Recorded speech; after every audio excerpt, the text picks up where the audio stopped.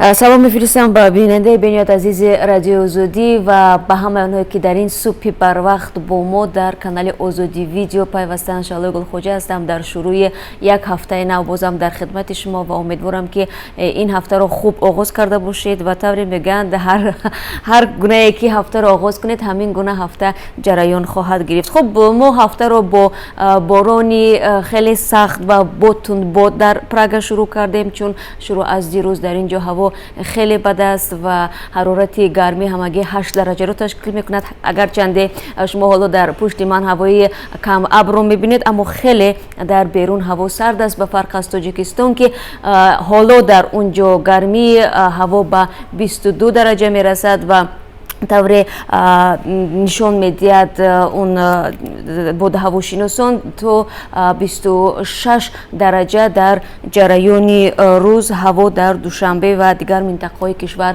گرم خواهد بود. ولی نابسته به هر بود هوا در هر کجایی که باشد، ما برنامه خبری رو برای شما پیشنهاد میکنیم و همچنین خبرهای تازه رو در اختیار شما خواهیم گذاشت. خب من شروع میکنم از خبری که حالا در دست من هست و خبرها باید بگم که کم نیستند و از آن آغاز میکنم که مقامات انتظامی جمهوری بلاروس پرویز تورسونوف یک فوتبالباز سابق تاجیک رو دستگیر کردند که بنابر ریش درازش از دسته فوتبال نویوی خارج کرده شد و در سرخط اخباری رسانه‌های جهانی هم قرار گرفت. در این باره یکی از دوستان پرویز به رادیو آزادی خبر داده گفت که بعد بازداشت فوتبالباز سابق تاجیک در فرودگاه مینسک، مقامات انتظامی او را در این شهر نگه داشته همسر و 4 کودک نابالغش را به اوکراین فرستادند. پرویز تورسونوف 43 ساله که 7 سال پیش یکی از فوتبالبازان اساسی تیم خیر وحدت بود، به دلیل ریش درازش به بازی مسابقات قهرمانی فوتبال تاجیکستان راه نیافت. همسرش سیاره صبحانه و روز 23 سپتامبر ضمن صحبت از شهر کیف به رادیو آزادی گفت که پرویز روز 18 سپتامبر هنگام کوشش برای مهاجرت در فرودگاه مینسک دستگیر کردند. سبب بازداشت او ظاهرا در فهرست افرادی مورد جستجو قرار داشتن پرویز تورسونوف بوده است که او را به گفته همسرش و دوستانش به پیروی به جریان سلفیه و افراطگرایی متهم میکنند. همسر پرویز تورسونوف گفت که در فرودگاه بعد تفتیش سندهای آنها شوهرش را به اتاق دیگر بردند و دیگر نآوردند. او را در فرودگاه 3 روز نگه داشته و سپس به اوکراین فرستادند. پرویز تورسونوف به گفته دوستش چند سال باز از دست کارمندان یعنی مقامات انتظامی گریخته بود و در خارج زندگی میکرد. سیاره صبحان و گفت مشکل شوهرش با مقامات بعد سر و صدا درباره ریشی درازش شروع شد. در این مدت به گفته سیاره صبحان و او و شوهرش به کارهای گوناگون از جمله فروش غذا مشغول شدند، ولی در این میان بنابر پیش آمدن مشکلات در ثبت اقامت پرویز تورسونوف او را از دبی اخراج کردند. همسرش میگوید که او بعد اخراج و پس از گرفتن شناسنامه‌اش از مقامات پلیس دبی از ترس بازداشت در تاجیکستان به ترکیه رفت و آنجا 3 ماه ماندند. از بس که نتوانستند حق اقامت بگیرند، 3 ماه بعد نیز ترکیه را ترک کردند و به اوکراین آمدند تا از اینجا به جمهوری بلاروس و سپس به کشورهای اروپایی بروند، ولی سفرشان در مینسک خاتمه یافت و سیاره و 4 کودک خردسالشان را از جمله در بینشان یک نوزاد نیز هست به کشوری که از اونجا آمدند یعنی اوکراین برگرداندند. خب در حالی که فوتبالباز تاجیک به مشکل گرفتار شده است، امروز فیفا اتحادیه بین‌المللی فوتبال جایزه بهترین فوتبالباز سال را تقدیم میکند. برای این جایزه کریستیانو رونالدو، لوکا مودریچ و محمد صلاح تلاش دارند. رونالدو که 2 سال اخیر به گرفتن این جایزه موفق شده است، به دسته ریال مادرید در دسترسی به جام قهرمانی اروپا کمک کرده، سپس به دسته یوونتوس ایتالیا گذشت. لوکا مودریچ هم در پیروزی ریال مادرید نقش دارد. مودریچ کاپیتان دسته خرواتیا می باشد که سال روان در چمپیونات جهان جای دوم را اشغال کرده است. محمد صلاح داوطلب سوم این جایزه فوتبالباز دسته انگلیسی لیورپول است. او سال روان به دروازه حریفان 44 توپ زده است.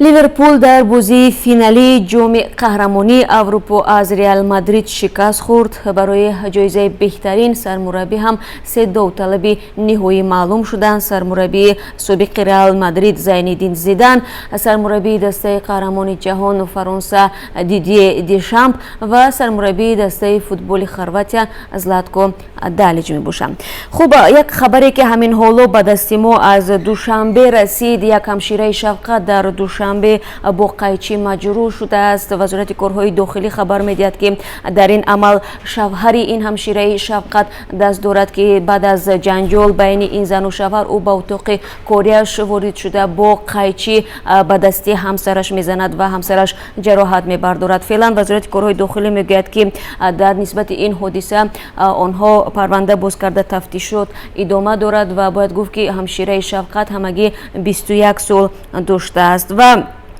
خود این حادثه 23 سپتامبر یعنی دیروز نیمه روزی رخ داده است و باید گفت که این یگانه حادثه نیست که در پی مثلا زن و شوهر جنجال برمیخیزد و در این کار مقامات انتظامی علاقه دخالت میکند و باید گفت که همگی 2 هفته قبل مقامات دوشنبه یک مرد رو برای لطوکوبی همسرش به 7 روز مأموری محکوم کردند. خوب برو میرم به خبری جهانی. پرزیدنت ایران حسن روحانی جدایخواهان عرب را مسئول حمله مرگبار به راهپیمایی نظامی عنوان داده. یک کشور منطقه خلیج را که زیر سرپرستی امریکا قرار دارد سرپرستی آنها نامیده است. اظهارات روحانی پس از آن صدا داد که سپاه انقلاب اسلامی گفت قصاص حمله 23 سپتامبر را که باعث مرگ 25 نفر و از جمله 12 عضو این واحد نظامی شده است خواهند ستاند. همچنین مقامات ایران دیپلمات‌های دانیا، هلند و بریتانیا را به وزارت امور داخلی دعوت کرده خاطر نشان کردند که آنها میزبانی اعضای گروه مقاومت ملی اهواز میباشند. این گروه جدایخواهان عرب مسئولیت حمله را بر دوش گرفته است. بر علاوه در یک نوار گروه دولت اسلامی نیز مسئولیت حمله را بر عهده خود گرفته است. قرب روبل روسی در تاجیکستان که طی ماه‌های آخر پایین شده بود در آغاز هفته نو بالا رفته است. خبرگزاری سپوتنیک از قبل بانک ملی تاجیکستان میگوید روبل روسی 24 سپتامبر یعنی امروز در بازار نقد کشور با کمی بالاتر رفته است و حالا 1000 روبل روسی به 142 سومانی برابر شده است. این هم در حالی است که قبلا ارزش 1000 روبل روسی تا 134 سومانی پایین رفته، هفته گذشته تا 138 سومانی بالا رفته بود. بانک ملی اطلاع داده است که امروز در بازار نقد همچنین قرب 1 دلار آمریکایی به 9 سومانی و 43 درهم و 1 یورو به 11 سومانی و 1 درهم برابر بوده است.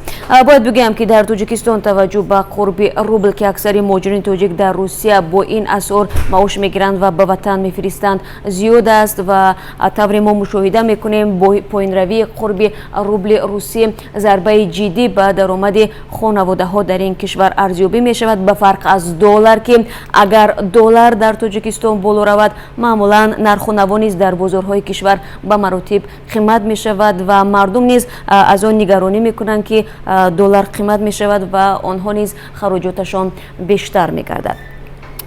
در استان نباشد شهرداری از ماشین‌های خدمتی دست کشیده به استفاده ماشین‌های کرایه گذاشتند. مسئولان شهرداری پایتخت قزاقستان میگویند با این راه میخواهند پول اندازه‌برنده‌ها را صرفه کنند. معاون اول شهرداری استان سرگئی خرشون از ابتدای ماه سپتامبر با تاکسی میگردد. ماشین کرایه او ویژه بوده، رنگش سیاه است و این گونه تاکسی‌های سیاه مخصوص برای حکیم‌ها است. منصبداران دیگر از ماشین‌های کرایه سفید استفاده میبرند.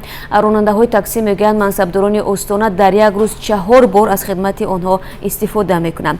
در شهرداری استان گفتند که کارمندان آنها از تاکسی های اکونوم کلاس استفاده میکنند و برای هر یک کارمند مبلغ معین جدا شده است. اگر کارمند این مبلغ را زود به پایان رساند مجبور می شود که روزهای باقی پیاده به کار آمده برود. خب بازم برمیگردم به تاجیکستان که امسال صف دانشجویان ازبکستانی در مکتب‌های عالی این کشور افزوده به تقریبا 1000 نفر برابر شده است. مسئولان وزارت معارف و علم تاجیکستان گفتند که در سالهای گذشته این رقم به 40 نفر می رسید. تنها در دانشگاه آموزگاری تاجیکستان امسال باشد 512 شهروند ازبکستان به تحصیل پرداختند. اگر برخی آنها تحصیل پیوندانشان در زمان شوروی اینجا کشیده از گروه با دعوت دانشگاه‌های تاجیکستان آموزش را در اینجا انتخاب کردند که نسبت به کشور خودشان به مراتب ارزان تر است. شمزین سولیف مدیر کافدره نظریه و تاریخ ادبیات دانشگاه آموزگاری تاجیکستان тоҷикистон дар суҳбат бо радиои озодӣ гуфт ҳатто онҳое ки солҳои 90 аз идомаи таҳсил даст кашида ба ватани худ баргашта буданд мехоҳанд дубора ба тоҷикистон биёянд. дар иваз мақомоти тоҷик барои таҳсили довталабони узбек шароити беҳтаре фароҳам карданд. ҳоло дар баъзе аз мактабҳои олии тоҷикистон барои ин гурӯҳи донишҷӯён омӯзиши бепули забони тоҷикӣ роҳандозӣ шудааст. аксар ҷавонони узбек дар тоҷикистон мегӯянд фақат ҳадафи таҳсилро доранд. ва беш аз 20 духтар аз 4 ноҳияи кӯҳистонӣ дар тоҷикистон ба омӯзиши ҷангалбонӣ, раҳбаладӣ ва назорату муҳофизати ҳайвоноти нодир ҷалб шуданд. созмонҳои ҷамъиятии ҳифзи муҳити зист ва ширкатҳои хурди оилавӣ дар ноҳияи мурғоб, рӯшон, дарвоз ва шамсдини шоҳин ба ин духтарон раҳбаладии сайёҳон ва ҳифзи дурусти муҳити зистро омӯзиш медиҳанд. 6 духтар аз миёни онҳо ба кор ҷалб шуданд. анҷумани муҳофизони табиати тоҷикистон дар давраҳои омӯзишии кӯтоҳмуддат давра ба ин духтаронро шеваи ҳаракат дар минтақаҳои душворгузари кӯҳӣ, назорати бузу палангҳои нодир, кӯмаки аввалияи тиббӣ ва муносибат бо шикорчиёни хориҷиро дарс медиҳанд. маъмулан дар тоҷикистон занҳо ба шикор намераванд ва ҷангалбониву ҳифзи муҳити зист кори мардона дониста мешавад. тасаввуре ки ҳоло созмонҳои ҳифзи муҳити зист ва шикорчӣ мехоҳанд онро аз байн бибаранд. шикор дар тоҷикистон ба як бахши муҳими сайёҳӣ табдил ёфтааст ва солона даҳҳо хориҷӣ барои сайёҳату шикор ба тоҷикистон меоянд. дар қаламрави 4 ноҳияе ки духтарон ба кору омӯзиш ҷалб шуданд, морхӯр, оҳуи сибирӣ ва гӯсфанди нодири марка поло сукунат доранд ва ҳар сол барои шикори онҷо муҷаввиз фурӯхта мешавад. айни замон барномаҳои ҳифзи ин ҷонварон аз шикори ғайриқонунӣ ва ҳифзи муҳити зисти онҳо барномаҳоеро амалӣ мекунад. дар 4 ноҳияе ки духтаронро ба кор ҷалб карданд, 10 созмоне кор мекунад ки ба ҳифзи муҳити зист ва ҷалби шикорчиёни хориҷӣ машғуланд. ва бояд бигӯям ки тоҷикистон солона барои шикори бузи морхӯр, гӯсфанди марка поло ва дигар ҷонварон муҷаввиз медиҳад ва аз ҳисоби шикор бештар аз $1 миллион ба буҷаи кишвар ворид мешавад. ва дар охир як хабари варзишӣ ҳам дорам. дар мусобиқаи қаҳрамонии ҷаҳон оид ба ҷудо ки рӯзҳои 20 сентябр дар пойтахти Озарбойҷон шаҳри Боку шурӯъ шуд ва то 27 сентябр идома меёбад. 6 варзишгари тоҷик натавонистанд медал ба даст биёранд ва боз 3 нафари онҳо вориди рақобат мешаванд дар рӯзҳои баъд, аз ҷумла имрӯз ҳам. хуб, мо пайгирӣ мекунем ва мебинем ки кадоми аз онҳо медал ба даст меёранд ва ё хайр машмур бошад. баъд аз бозам 3 соати дигар дар пахши мустақими хабарҳо мунтазир мешавам.